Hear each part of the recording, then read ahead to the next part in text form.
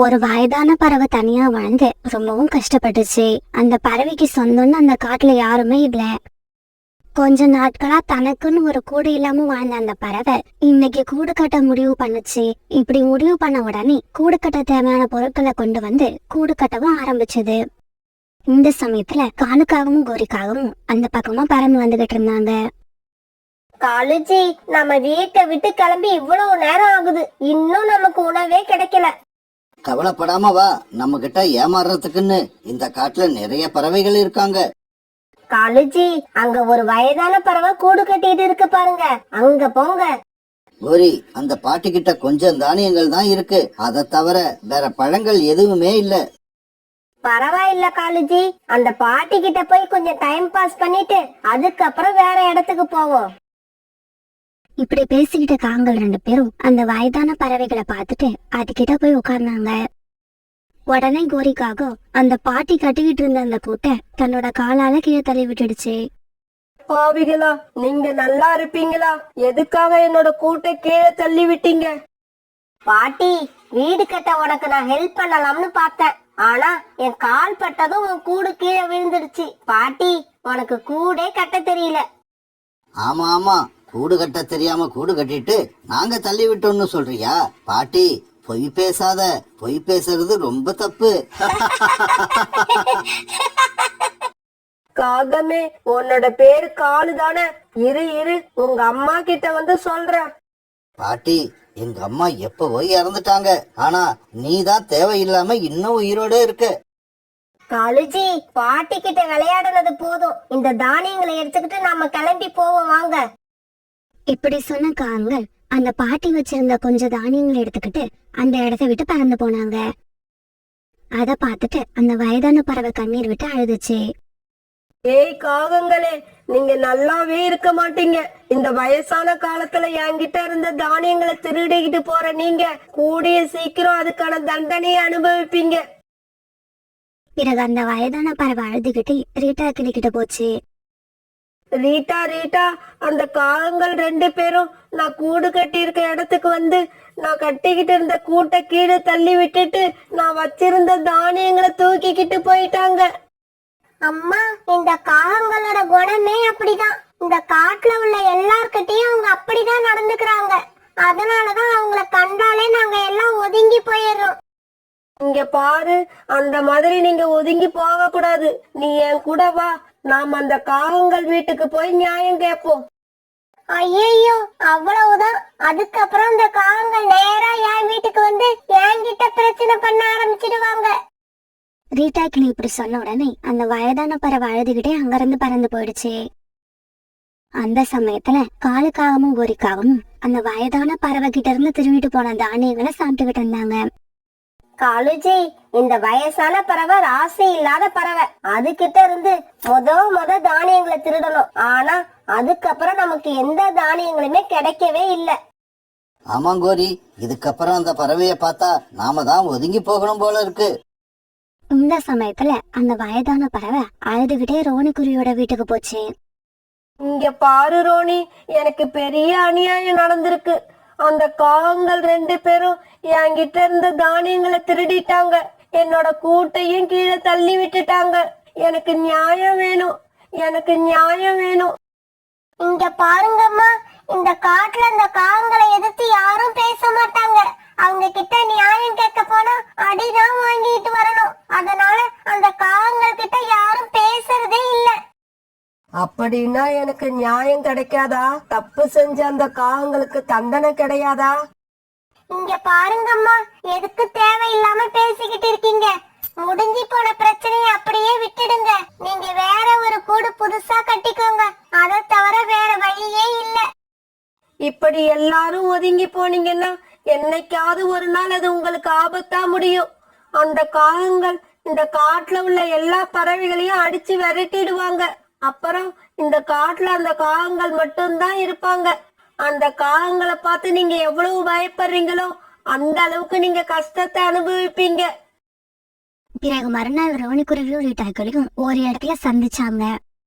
Rita, அந்த வயதான அம்மா நேத்து என்கிட்ட வந்தாங்க.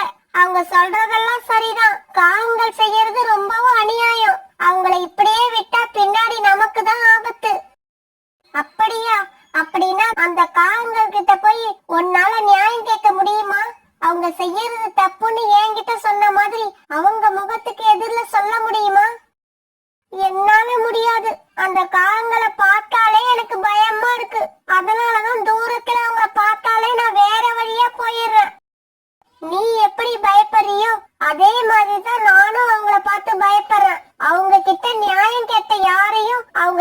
வரைக்கும் அடிக்காம விட்டதில்ல. இந்த சமயத்துல குடியிருக்கிறதுக்கு ஒரு பசுமையான காட்டை தேடிக்கிட்டு இருந்த ராணா குருவி, சானா குருவி, புறா, ராணி புறா இவங்க 4 பேரும் இந்த காட்டுக்கு வந்து சேர்ந்தாங்க. புறா, இந்த காடு ரொம்ப அமைதியாவும் பசுமையாவும் இருக்கு. ஆமா ஆமா, இதுக்கு மேல என்னால பறக்க முடியாது. நாம இந்த காட்டுலயே ஒரு கூடு கட்டி தங்கிடுவோம். இப்படி பேசிக்கிட்ட இவங்க பிறகு தங்களுக்கான கூடுகளை அங்கிருந்த மரத்துல கட்ட ஆரம்பிச்சாங்க. ஒரு நாள் புல்புல் தன்னோட பூப்படைய துவைக்கிட்டு வியாபாரம் பண்ண வந்தப்ப காங்கள் 2 பேரும் அதை தடுத்து நிறுத்தினாங்க. காலுஜி, எனக்கு பூ வச்சுக்கணும் போல ஆசையா இருக்கு. கோரி, ஆசைப்பட்டா எடுத்து வச்சிக்க வேண்டியது தானே. உன்னை யாரு வேண்டாம்னு சொன்னது? உடனே கோரி பூ எடுக்கிறதுக்காக அந்த பூக்கூட பக்கத்துல போச்சு. கோரி, பூக்குடைய எடுத்துக்கிட்டு வீட்ல இருந்து நான் இப்பதான் வந்தேன். இதுதான் எனக்கு முதல் வியாபாரம். அதனால கையில காசை கொடுத்துட்டு அப்புறமா பூவை எடு. என்னது, கையில காசு கொடுக்கணுமா? எனக்கு கையில காசு கொடுத்தெல்லாம் பழக்கம் இல்ல. வேணும்னா உன்னோட கன்னத்துல ஒண்ணு தரேன். நீ கன்னத்துல குடுக்கற வரைக்கும் என் கை என்ன பூ பறிச்சுக்கிட்டா இருக்கும்? நானும் திருப்பி ஒண்ணு கொடுப்பேன். புல்புல் பறவை இப்படி சொன்னதும் காலுக்காகவும் கோரிக்காகவும் சேர்ந்து புல்புல் பறவையை அடிக்க ஆரம்பிச்சாங்க. காப்பாத்துங்க, என்ன காப்பாத்துங்க, யாராவது வந்து என்ன காப்பாத்துங்க. புல்புல் பறவையோட சத்தத்தை கேட்ட ரீட்டா கிளி, ரோனி குருவி இப்படி சில பறவைகள் அந்த இடத்துக்கு வந்தாங்க. காலு, கோரி, நான் சொல்றதை கேளுங்க. புல்புல் அக்காவை அடிக்காதீங்க, தயவு செய்து விட்டுருங்க. காலு, அவங்கள அடிக்காம விட்டுடுங்க. இதுக்கப்புறம் அவங்க உங்களை எதிர்த்து எதுவும் பேச மாட்டாங்க. இங்க பாருங்க, நாங்க விருப்பப்பட்டு கேட்டா உங்ககிட்ட இருக்கிற பொருள் எதுவா இருந்தாலும் எங்க கிட்ட கொடுத்துடணும். இல்லன்னா இந்த நிலைமை தான். இப்படி சொன்ன காங்கள் அந்த பூக்குடைய தூக்கிட்டு அங்கிருந்து பறந்து போயிட்டாங்க. இங்க பாருங்க, இந்த காட்டுல நாம நிம்மதியாவே வாழ முடியாது. நமக்கு நிம்மதி வேணும்னா இந்த காட்டை விட்டு எங்கேயாவது போயாகணும். ரீட்டா, நீ சொன்னதுதான் சரி. நீ கிளம்பணும்னா சொல்லு, உன் கூட சேர்ந்து நானும் வந்துடுறேன். நீங்க எல்லாம் போனதுக்கு அப்புறம் நான் மட்டும் இந்த காட்டுல இருந்து என்ன பண்ண போறேன்? நானும் உங்க கூடவே வந்துடுறேன். இப்படி பேசிக்கிட்ட பறவைகள் எல்லாம் பிறகு கொஞ்ச நேரத்துல தங்களுடைய மூட்டை முடிச்சுகளை கட்டிக்கிட்டு அந்த காட்டை விட்டு கிளம்ப தயாராயிட்டாங்க. எனக்கு என்னவோ இந்த காட்டை விட்டு கிளம்பவே இஷ்டம் இல்ல. நீங்க எல்லாம் கிளம்புறீங்கன்னு தான் நானும் உங்க கூட வரேன். பிறகு இந்த பறவைகள் எல்லாரும் காட்டை விட்டு கிளம்பி வேற காட்டை நோக்கி பறந்து போனாங்க. இதே சமயம் தங்களுக்கான கூடுகளை கட்டி முடிச்ச ராணா குருவி, சானா குருவி, புறா, ராணி புறா இவங்க எல்லாரும் கூட்டமா வர இந்த பறவைகளை பார்த்துட்டு தடுத்து நிறுத்தினாங்க. பறவைகளே, நாங்க உங்க காட்டை தேடி இங்க வந்திருக்கோம். நீங்க என்னடானா இந்த காட்டை விட்டுட்டு வேற எங்கேயோ போய்கிட்டு இருக்கீங்க. அப்படி எங்க தான் போறீங்க? புறா இப்படி கேட்ட உடனே அந்த வயதான பறவை நடந்தது எல்லாத்தையும் சொல்லுச்சு. இந்த காகங்களுக்கு பயந்துதான் நீங்க இந்த காட்டை காலி பண்ணிட்டு போறீங்களா? நீங்க இவ்வளவு பேர் இருக்கீங்க, அப்புறம் எதுக்காக 2 காகங்களுக்கு பயந்து இந்த காட்டை காலி பண்றீங்க? ஆமா, நீங்க செய்யறது ரொம்ப தப்பு. செஞ்ச தப்புக்கு அந்த காகங்களுக்கு தண்டனை கொடுக்கணுமே தவிர நீங்க இப்படி பயந்து ஓடக்கூடாது. உங்கள மாதிரி பறவைகளை தான் எதிர்பார்த்துக்கிட்டு இருந்தேன். உங்களை சந்திச்சதுல எனக்கு ரொம்ப மகிழ்ச்சி. நான் இனிமே இந்த காட்டை விட்டு எங்கேயும் போக மாட்டேன். நீங்க மட்டும் இல்ல, இந்த காட்டை விட்டு யாருமே போக தேவையில்லை. எல்லாரும் இதே காட்டுல இருங்க, என்ன நடக்குதுன்னு பாப்போம். நீங்க சொல்றதை எல்லாம் கேட்கும் போது எனக்கு சந்தோஷமா தான் இருக்கு. இருந்தாலும் என்ன தனியா விட்டுட்டு யாரும் போயிடாதீங்க. நாம எல்லாம் கூட்டமாவே இருப்போம். கூட்டமா இருக்கிறது மட்டும் இல்ல, எனக்கு கூட இப்ப அந்த காங்களை எதிர்த்து போராடணும்னு தைரியம் வந்துருச்சு. அம்மா அம்மா, என்னோட மிட்டாயை இந்த ஆண்டி பிடுங்கிக்கிட்டாங்க. என்னங்க, நம்ம குழந்தைங்க கத்துற சத்தம் கேக்குது, நான் போய் என்னன்னு பாக்குறேன். இப்படி சொன்ன சோனா குருவி உடனே தன்னுடைய குழந்தைங்களை தேடி பறந்து போக எல்லா பறவைகளும் கூட்டமா சோனா குருவி பின்னாலேயே பறந்து போனாங்க. அம்மா அம்மா, இந்த ஆண்டி தான் என்னோட லாலிபாப்பை பிடுங்கிக்கிட்டாங்க. குருவி குருவி, நாங்க எல்லாம் இந்த காட்டை விட்டு போறதுக்கு காரணமே இந்த காகங்கள் தான். ஓஹோ, அந்த காகங்கள் இவங்க தானா? ஆமா, இந்த சின்ன குழந்தைகிட்ட இருந்து மிட்டாய பிடுங்குறீங்களே, உங்களுக்கு வெக்கமா இல்ல? வயசுல பெரியவங்க ஆசைப்பட்டு மிட்டாயை பிடுங்கிக்கிட்டாங்கன்னா அதை திருப்பி கேக்குறது தப்புன்னு உங்க குழந்தைக்கு சொல்லி கொடுக்காம வளர்த்திருக்கீங்களே, இது உங்களுக்கு அசிங்கமா தெரியலையா? இங்க பாருங்க காவங்களே, உங்களுக்கு இப்ப நான் ஒரு எச்சரிக்கை கொடுக்கறேன். இதுக்கப்புறம் உங்களோட வாழை சுருட்டிக்கிட்டு எந்த பறவைகளுக்கும் இடைஞ்சல் கொடுக்காம இந்த காட்டுல இருக்கணும். மறுபடியும் யாருக்காவது தொல்லை கொடுத்தீங்கன்னா அதுக்கப்புறம் நீங்க இந்த காட்டுலயே இருக்க முடியாது. காலுஜி, நம்ம சரித்திரத்திலேயே நம்மளை எதிர்த்து யாரும் இப்படி பேசுனதே கிடையாது. வாங்க இப்பவே இந்த பறவைகளை தூக்கி போட்டு பந்தாடுவோம். இங்க பாருங்க, இப்ப நான் 1 2 3 வரைக்கும் எண்ணுவேன். எண்ணி முடிக்கிறப்ப நீங்க யாருமே இங்க இருக்க கூடாது. மீறி இருந்தீங்கன்னா அதுக்கப்புறம் நடக்கிற விபரீதத்துக்கு நான் பொறுப்பு கிடையாது. 1 2 3. காலுக்காக இப்படி 1 2 3 எண்ணி முடிச்ச உடனே எல்லா பறவைகளும் கூட்டமா சேர்ந்து காகங்கள் மேல பஞ்சு அவங்கள தாக்க ஆரம்பிச்சாங்க. ஐயோ ஐயோ, விட்டுடுங்க, உங்களை அடிக்காதீங்க, விட்டுடுங்க, எங்களை அடிக்காதீங்க, விட்டுடுங்க. பாட்டி பாட்டி, நீ என்ன பாட்டி இந்த அடி அடிக்கிற? நீ எல்லாம் இப்படி அடிப்பன்னு நான் நினைக்கவே இல்லை. குக்கு பியூட்டி அவங்க 2 பேரும் தன்னுடைய மிட்டாய் இந்த காகங்கள் பிடிக்கிற கோவத்துல எம்பி ஊதிச்சு காகங்களை அடிச்சுக்கிட்டு இருந்தாங்க. பறவைகளே, எங்களை கொன்னுடாம உயிரோட விட்டதுக்கு உங்களுக்கெல்லாம் ரொம்ப நன்றி.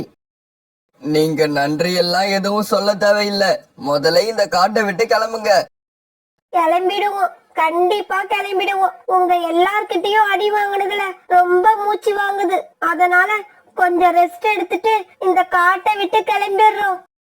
இப்படி சொன்ன அந்த திருட்டுக்காகங்கள் பிறகு அந்த காட்டை விட்டு கிளம்பி பறந்து போனாங்க. பிறகு மற்ற பறவைகள் எல்லாம் பிறகு அந்த காட்டுக்குள்ள ரொம்ப நாளைக்கு ஒற்றுமையாவும் சந்தோஷமாவும் வாழ்ந்து வந்தாங்க. மேற்கு தொடர்ச்சி மலையோட அடிவாரத்துல இருந்த ஒரு காட்டுல சோனா குருவி தன்னுடைய குழந்தை பியூட்டி கூட வாழ்ந்து வந்தது. சோனா குருவி ரொம்பவும் நேர்மையான குருவி. அது தன்னோட பொண்ணு பியூட்டியையும் தன்ன மாதிரியே நேர்மையான முறையில வளர்த்து வந்துச்சு. சோனா குருவி தன்னுடைய வீட்டு வாசல்ல ஒரு மாதுளை செடியை வளர்த்து வந்துச்சு. அந்த மாதுளை செடியை சோனா குருவியும் பியூட்டியும் சேர்ந்து ரொம்பவும் கவனமா பாத்துக்கிட்டாங்க. பியூட்டி, நான் உணவு தேட கிளம்புறேன், நீ இந்த மாதுளை செடிக்கு தண்ணீர் கொண்டு வந்து ஊத்து.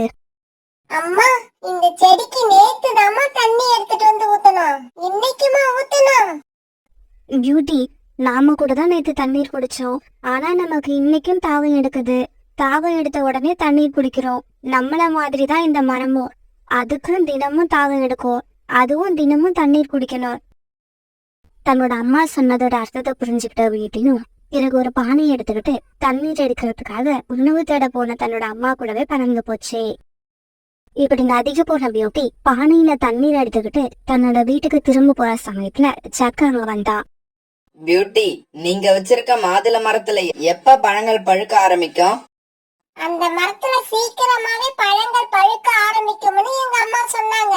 அதுக்கப்புறம் நான் தினமும் இனிப்பான மாதுளை பழங்களை சாப்பிடுவேன். பியூட்டி பியூட்டி, அந்த மாதுளை மரத்தை நீ எனக்கு கொடுத்துட்டு நீ வேற ஒரு செடியை கொண்டு வந்து வளர்த்துக்க. இங்க பாரு ஜக்கு, அந்த மாதுளை மரம் சின்ன செடியில இருந்து நானும் எங்க அம்மாவும் அதை ரொம்ப அன்பா வளர்க்கிறோம். அந்த மாதுளை மரத்தை நான் யாருக்கும் கொடுக்க மாட்டேன். இப்படி சொன்ன பியூட்டி பிறகு தண்ணி பானையை எடுத்துக்கிட்டு தன்னோட வீட்டுக்கு திரும்பி போயிடுச்சு. பியூட்டி இப்படி சொன்ன உடனே ஜக்குவுக்கு கோபம் வந்துச்சு. உடனே அவன் தன்னோட வீட்டுக்கு பறந்து போனான். அம்மா அம்மா, பியூட்டி தன்னோட வீட்டுல வளர்த்துக்கிட்டு இருக்க மாதுளை மரம் எனக்கு வேணும். அதுல இருந்து வர பழங்களை நான் தான் சாப்பிடணும். காலுஜி, நம்ம புள்ள சொல்றது உங்க காதுல கேக்குதா இல்லையா? அவனோட இந்த சின்ன ஆசைய கூட உங்களால நிறைவேற்ற முடியாதா? நம்ம பையன் ஜக்கு எப்படி அழுகுறான்னு பாருங்க. பூரி, சோனா குருவி அந்த மாதுளை மரத்தை சின்ன செடியிலேருந்து தன்னோட வீட்டுல வளர்த்து வருது. நாம இப்ப அதை எடுத்துக்கிட்டு வந்து நம்ம வீட்டுல வச்சா அது பெரிய பிரச்சனையாகும். அதுக்காக நம்ம பையன் இப்படி அழுதுகிட்டு இருக்கிறத என்னால பார்க்க முடியாது. பொறுமையா இருக்கோரி, அதுக்கும் என்கிட்ட ஒரு வழி இருக்கு. எனக்கு தெரிஞ்சு நம்ம காட்டுல வேப்ப மரங்கள் நிறைய இருக்கு. அதுல ஒரு வேப்ப மரத்தை கொண்டு போய் சோனா குருவி வீட்டு வாசல்ல நட்டு வச்சுட்டு அந்த மாதுளை மரத்தை எடுத்துக்கிட்டு வந்து நம்ம வீட்டுல நட்டு வச்சிருவோம். ஜக்கு, நான் சொன்னனா இல்லையா? நமக்கு என்ன பிரச்சனையா இருந்தாலும் நம்ம அப்பா கிட்ட சொன்னா ஏதாவது ஒரு ஐடியா பண்ணி நாம நினைச்சத நடத்தி காட்டுவாங்க. பிறகு ராத்திரி ஆச்சு. ஒரு வேப்ப மரத்தை சோனா குருவி வீட்டுக்கு எடுத்துட்டு போன காலுக்காகவும் அங்க இருந்த மாதுளை மரத்தை எடுத்துட்டு அந்த இடத்துல அந்த வேப்ப மரத்தை நட்டு வச்சுது. பிறகு மாதுளை மரத்தை தூக்கிக்கிட்டு தன்னோட வீட்டுக்கு வந்துச்சு. மறுநாள் பொழுது விடிஞ்சிச்சு. காலையில எழுந்திரிச்சு வந்த ஜக்கு தன்னோட வீட்டு வாசல்ல மாதுளை மரத்தை பார்த்துட்டு ரொம்பவும் சந்தோஷப்பட்டான். அப்பா அப்பா, இந்த மரத்துல எப்ப மாதுளை பழங்கள் காய்க்க ஆரம்பிக்கும்? ஜக்கு, இந்த மரத்துல இப்பதான் சின்ன சின்னதா பூ வைக்க ஆரம்பிச்சிருக்கு. இன்னும் கொஞ்ச நாள்ல இதுல காய்கள் காய்க்க ஆரம்பிச்சிரும். அப்பா அப்பா, பியூட்டி இந்நேரம் அந்த வேப்ப மரத்தை மாதுளை மரம்னு நினைச்சு ரொம்ப அக்கறையா அதுக்கு தண்ணி கொண்டு வந்து ஊத்திக்கிட்டு இருக்கோம். அத நினைச்சா எனக்கு சிரிப்பா வருது. அம்மா, நதிக்கு தண்ணி எடுக்க போனப்ப அங்க ஜக்க பார்த்தேன். நம்ம வீட்ல இருக்க மாதுளை மரத்தை அவனுக்கு வேணும்னு அவன் என்கிட்ட கேட்டான். நான் கொடுக்க முடியாதுன்னு சொல்லிட்டு வந்துட்டேன். பியூட்டி, ஜக்குவோட அப்பாவும் அம்மாவும் எப்படியோ அதே மாதிரிதான் அவனும் இருக்கான். அடுத்தவங்க வச்சிருக்க பொருள் மேலதான் அவங்க எப்பவும் ஆசைப்படுவாங்க. இப்படியே சில நாட்கள் நகர்ந்துச்சு. பியூட்டி ஒரு நாள் தான் வீட்டுல இருந்த மரத்துக்கிட்ட போனா. அப்ப அந்த மரத்துல பச்சை கலர்ல சின்ன சின்னதா வேப்பங்காய்கள் காய்ச்சிருந்தது. அதை பார்த்த பியூட்டிக்கு ரொம்பவும் குழப்பமா இருந்தது. மாதுளை பழம் உருண்டையா தானே இருக்கும். இது என்ன இந்த மரத்துல இருக்கிற காய்கள் ரொம்பவும் சின்னதா இருக்குதே. இந்த விஷயத்த பத்தி அம்மா கிட்ட இப்பவே கேட்டாகணும். அம்மா அம்மா, இந்த மாதுளம் காய்களை பாருங்க. இப்படிப்பட்ட மாதுளம் காய்களை நான் இதுவரைக்கும் பார்த்ததே இல்ல. பியூட்டி, இது மாதுளை மரமே கிடையாது, இது வேப்ப மரம். ஆனா நம்ம வீட்டுல மாதுளை செடியை தான் கொண்டு வந்து வச்சேன். அது எப்படி வேப்ப மரமா மாறுச்சுன்னு எனக்கு ஒண்ணுமே புரியல.